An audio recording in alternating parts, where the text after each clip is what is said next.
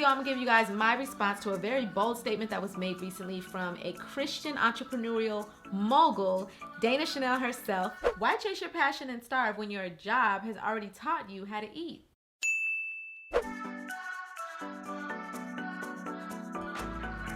Hello my loves, it's me, Miss Ruby. Welcome back to my channel. Thank you so much for subscribing, for sharing this video with anybody who you believe it will benefit, and just for spending some time with me, okay? Holla at me in the comments throughout this video. Anything that you guys have to say that you want to get off your chest, let me know in the comments below. I'm here for it. I love the ongoing conversation, okay? I'm all about helping people to improve the quality of their lives through self-care, creative expression, and spiritual healing, which is why this topic of conversation is so important to me. Okay, so I follow Dana Chanel on YouTube and on Instagram, and if you guys don't currently follow Dana Chanel, you should definitely look her up, okay? She's done so many things in her short time of living. The girl's like in her 20s and she's like a multi-millionaire. But the thing that I love about her is that she seems to be very genuine, okay? So I want to start off by first and foremost saying that on one end I'm feeling her, on another end I'm not feeling her, but at the end of the day I actually kind of agree with her. But let me tell you some of the things, some of the presumptions that I had about where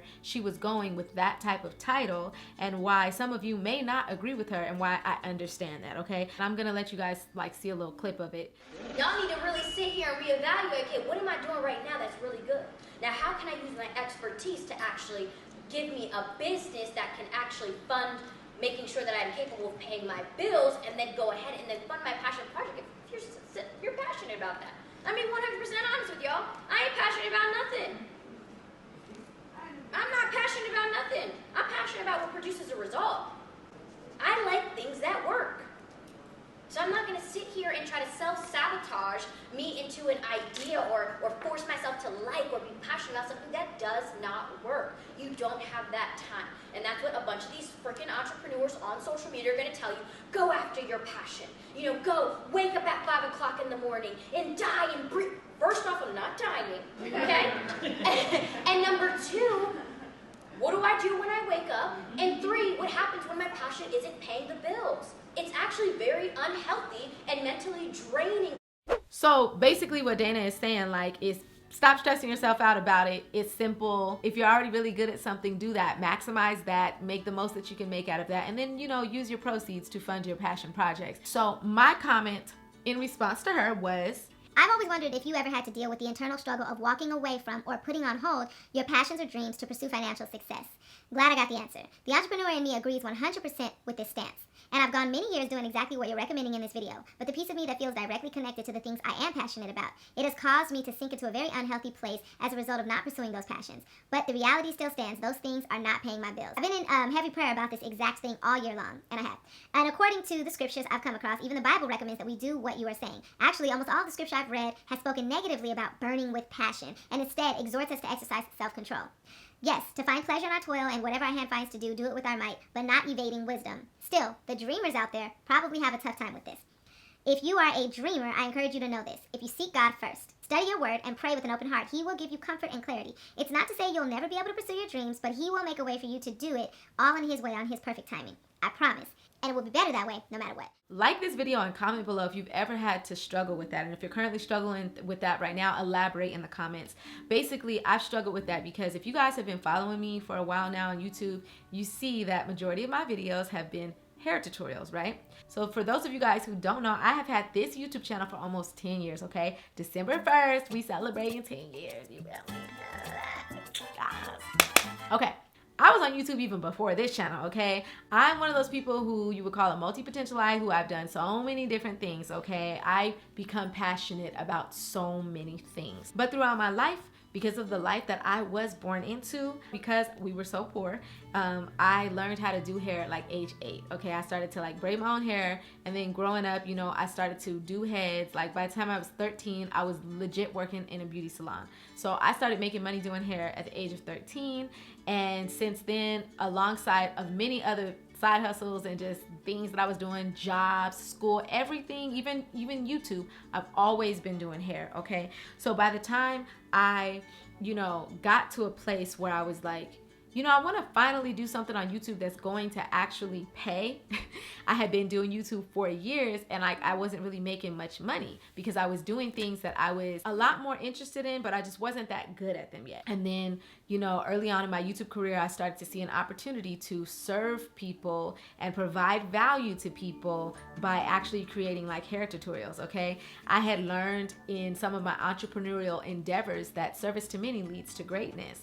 I learned that if you do something that people can truly receive value from, it'll pay you dividends. And because I had learned so much about doing hair on my own, I wanted to help to shorten that learning curve for other people. And so it was just like a win-win situation. So I started to do it. And then as the years have gone by, I have attained, in my opinion, great success on YouTube, considering where I started, considering having no like real understanding of this, and considering all of my back and forth, trying and failing and doubting, and knowing that doing hair has never been my passion. So I've stopped a lot of times and I hold back a lot of times. I've still experienced success. So I believe that what Dana is saying is that if you already have a skill, something that you're really, really good at, and the thing you're passionate about is not making you money, then do the thing that you are really good at, that God has already opened the door for. Make all the money that you want to make with wisdom, and then use that to fund your passion projects. And so I've prayed on it. I've been in heavy prayer about all of this, right? And along the way, as I have come to know God better, as I have sought God first, and as I've begun to really trust Him with my life, a lot of the things that I was once passionate about, I'm just no longer passionate about. Yes, I enjoy the creative process of, writing songs and dancing and all these things, but no longer do I attach my purpose to those things. No longer do I see anything that I do, honestly, as something that I must do in order to give my life purpose. My life had purpose when it was given to me. I'm learning that the things that I do, I'm doing them because I choose to do them.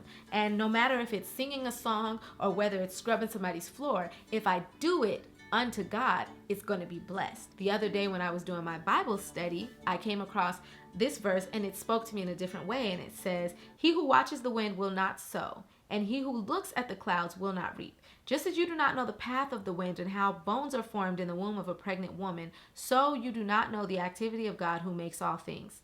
Sow your seed in the morning, and do not be idle in the evening, for you do not know whether morning or evening sowing will succeed, or whether both of them alike will be good." It reminded me of how in dreamland, those of us that are like heavy dreamers, a lot of times I think we kind of get stuck in this cycle of just believing, but not like really taking action on those beliefs. That's not really of God. What is of God is whatever it is your hand finds to do, do it with your might. If I would have decided 10 years ago that that's just what I was going to do with my time, I'm pretty sure that God would have blessed it, but it's not what I have decided. In addition to that, He knows what's best for us. And my pastor said something to me a couple years ago when I joined my church. He said, I know that you want to do, things in the entertainment industry, but I'm just so thankful that God has got a hold of you first. Because before you go out into that world, you need to be rooted and grounded in your faith.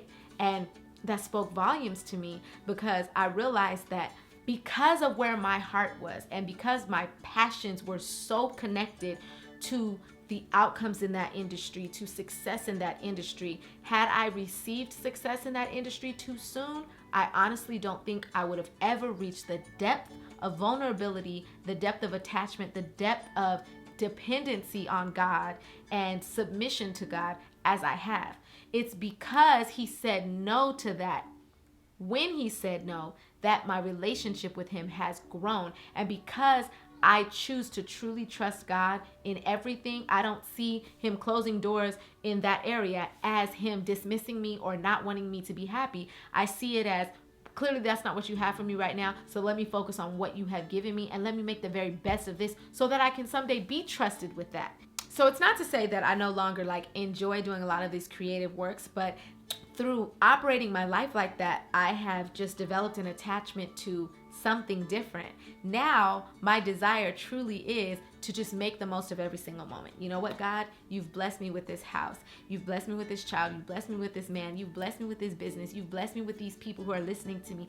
All of the things that you've opened doors for. You know, obviously faith without works is dead. So I'm not saying I sit around and do nothing. But if I'm praying to God, like, hey, I love doing music. I also love dancing. I also love doing YouTube. I also love being, you know, an empowering speaker to people. You know, I pray and ask that you would direct me in whatever it is that you have for me, that you know is the best out of all those things. And then he opens up a whole bunch of doors over here and none over here. Well, to me, that's evidence. And because I'm no longer looking at things in terms of what I'm passionate about and looking at things more in terms of what God delights in me doing, I'm able to see things a lot more clearly. I'm able to hear a statement like what Dana said, and instead of thinking that it means that I should not follow my dreams, I'm able to hear it for what it is. In the Bible, we learn that if you can be faithful with a little, then he can trust you with much more. So if you are having a struggle with understanding what it is to do with your life, I first and foremost encourage you, pray. Okay? If you don't know God that well, pray for that. Pray to God at whatever level that you are at, okay? And then when he tells you to do something, and you're going to know when he tells you, okay? Because he's going to make it clear. He knows how to speak in every single language and every single dialect. He knows how to communicate with you, okay? He knows how to stir things up in your life that because he knows your tendencies and the way you typically react to things, he knows what you're going to do that's going to lead you to the very place to get the confirmation that you need from him. So don't have any doubt about that. But when he gives you that confirmation, that thing inside of you that's like, God, are you telling me something? Trust it. Do it. Because in you constantly, you know, working out your salvation and listening to God, you're going to get all the answers that you need. I'm just so thankful that I received this revelation. I'm thankful to Dana Chanel. I'm thankful to God, you know, for sharing these things with me, for opening up my eyes. I'm thankful for you guys, you know, being here for me throughout this entire journey. I hope that you guys stick around for some more videos. Let me know if this blessed you in the comments below. Let me know if you have any responses for me. I'm always down to learn and grow. Give me some topics to discuss.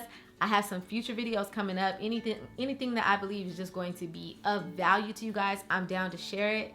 And I'm looking forward to it, okay? God bless you, and I'll see you on the next video.